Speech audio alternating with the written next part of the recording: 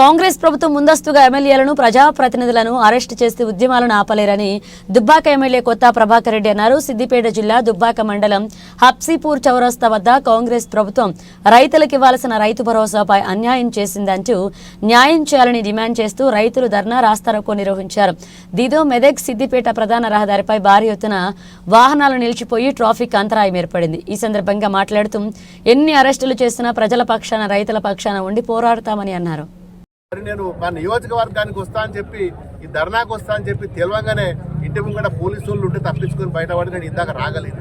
House అరెస్టులు ఇలా మా ఎమ్మెల్యేలు అందరూ కూడా హౌస్ అరెస్టులలో హైదరాబాద్లలో ఇళ్ళ నియోజకవర్గాలలో ఇవ్వడం కూడా బయటకు కూడా వెళ్ళలేని పరిస్థితి ఇలా ఈ సర్కార్లో ఇప్పటి వరకు ఏ సర్కార్లో కూడా లేదు. ఇవాళ మరి ప్రజాప్రతినిధులను బయటకు రాకుండా ఉద్యమాలలో పాల్గొనకుండా ప్రజల పక్షాన పాల్గొనకుండా మరి అరెస్ట్ చేసి భయపెట్టి భయభ్రాంతులను చేసిన మరి ఏదైనా ప్రభుత్వం ఉన్నదా అంటే ఇలా కాంగ్రెస్ ప్రభుత్వం. ఇలా ప్రజలందరూ కూడా గమనిస్తున్నారు.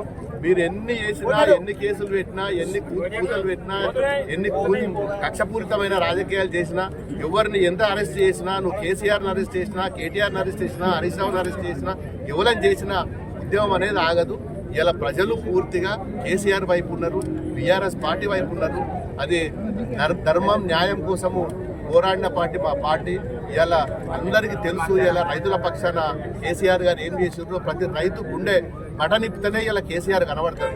కేసీఆర్ నన్ను ఎక్కడో చూడాల్సిన అవసరం లేదు. వాళ్ళ గుండిప్పుకుంటే వాళ్ళ గుండె మీదనే కనబడతాడు ఇలా కేసీఆర్ గారు. మరి అటువంటి నాయకుడిని మీరు కనబడకుండా చేస్తా కనుమరుగైతట్టు చేస్తా అని చెప్పి కరెక్ట్ కాదు. ఇప్పటికైనా కళ్ళు తెరువుండి. మరి మాకు నీళ్లు లేవు. ఇలా కూడలి వాగుల నీళ్లు లేక నాట్లు వేసుకోలేకపోతున్నారు.